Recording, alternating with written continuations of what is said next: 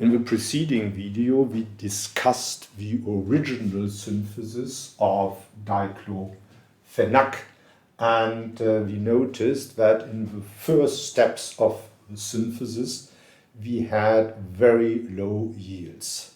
So let us look at an improvement. It starts with the synthesis of this moiety with, as the original starting material, the orthonitrotoluene.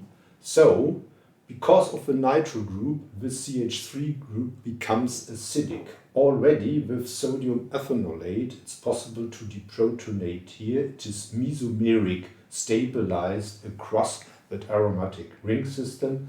So we have an ion as a nucleophile which can attack oxalic acid diethyl ester, and after acidic hydrolysis we will get to the alpha ketocarboxylic acid.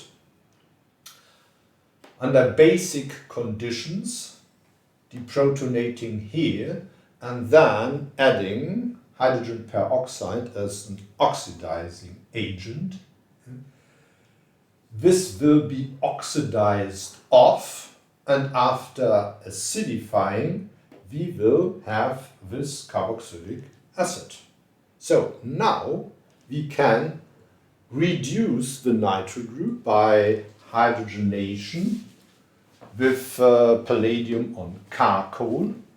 We will get to that aniline, and here we should hurry up with deprotonating the acid, forming that sodium carboxylate, simply because this slowly is forming a lactame by eliminating water. So this side reaction is prevented by deprotonating the acid functionality. So here we now have synthesized that part of the molecule. Now we need again a carbon nitrogen coupling reaction. This is done by copper catalysis, Ullmann coupling reaction with this iodoarene, and overall we get a nice yield of the target compound. The problem is that this iodoarene is rather expensive and very tedious to be synthesized, and therefore this is certainly an improved synthesis, but not the ideal synthesis. Well, in the next video we will have a look how to get much more easier to this part of the molecule.